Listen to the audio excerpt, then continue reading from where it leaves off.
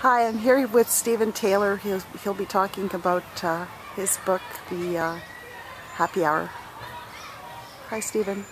Hi, Janet. Good to see you again. It's good to see you. It's nice to talk to you. Always a pleasure. And we were talking before, and the last time I met you, we had an encounter, which was more long and involved than I thought it would be.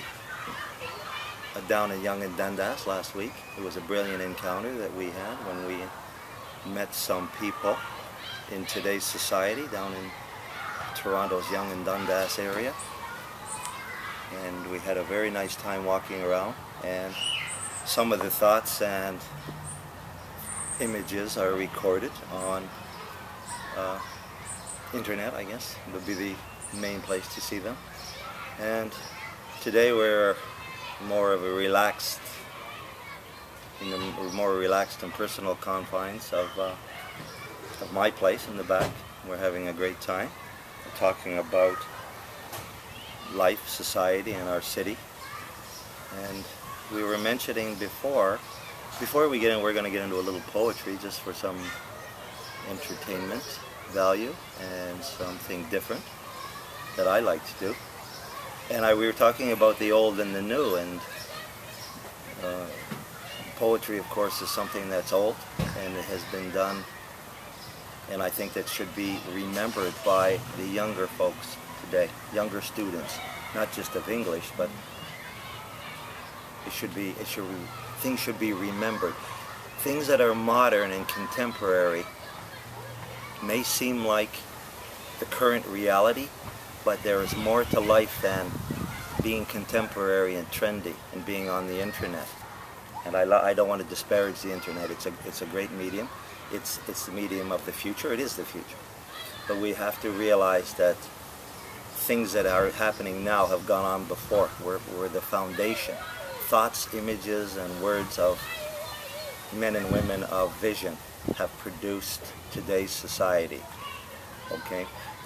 Internet is a product of our society. The internet did not create society. We have to realize that it's there as a entertainment source. It's not, don't make the internet now I'm talking about the internet, but I'm just talking about making it your ultimate source of reality and existence.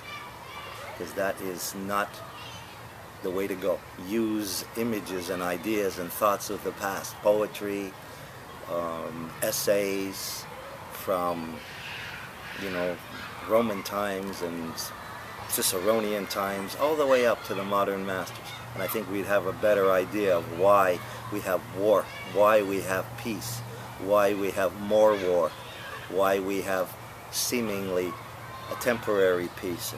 And we have more of an idea of what's happening in society, because that's who we are. We're members of society who are trying to understand who we are and where we're going.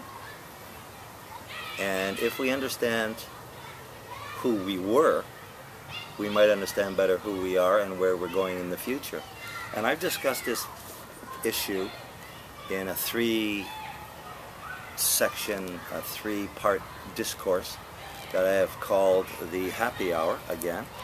This is the new version of a book that was produced by me in 2008,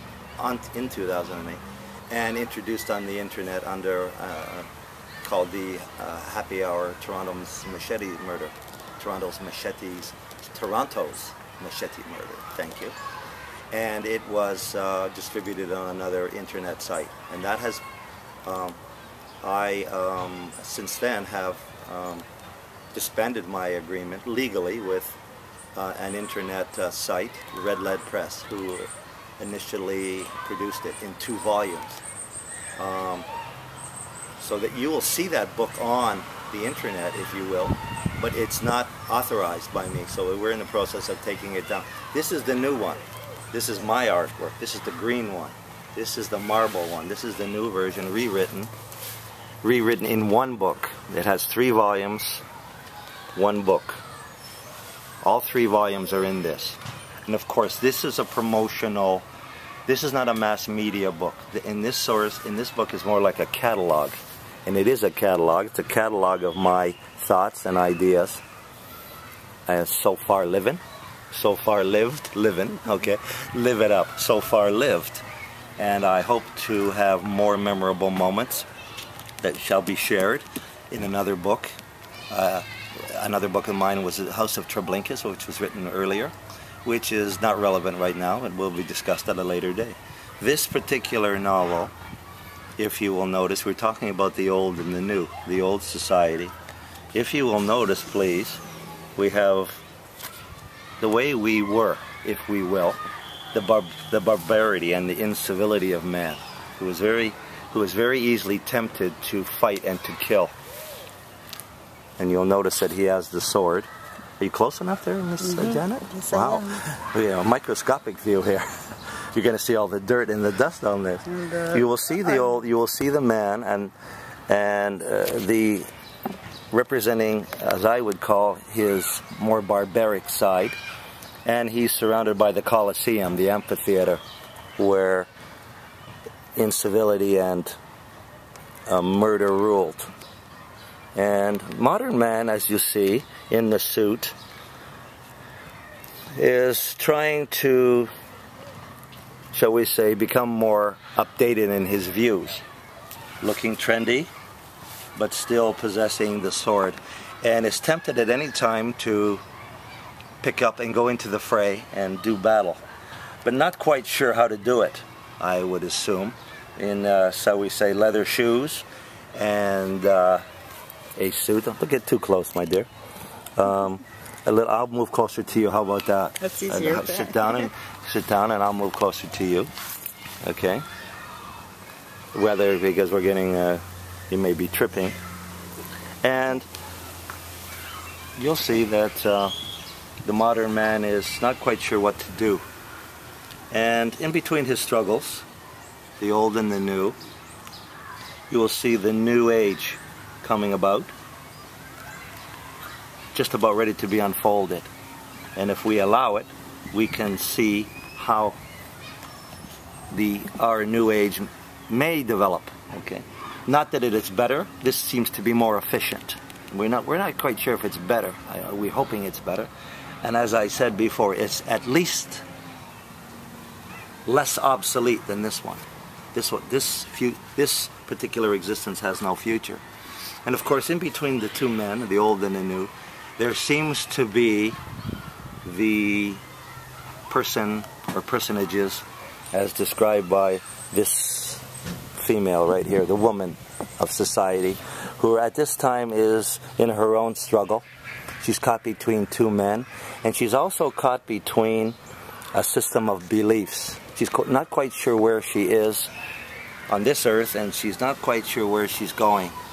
And both men and women are looking somewhat in a more mesmerized appearance at something that would be called a religion or a system of religion or a Jesus Christ and Christian religion, or just the metaphor of religion itself, where you're looking up at something or someone that to some people has never existed in the first place. And to anyone, whether you're in the guise of belief or disbelief or believing, there seems to be, at one point in our life, we always seem to hang quite in a more excruciating manner, all of us, whether to accept or not accept the reality of our God, our Yahweh, our Allah, or our Jesus Christ, whatever you want to call him, your Buddha, and so on. There seems to be,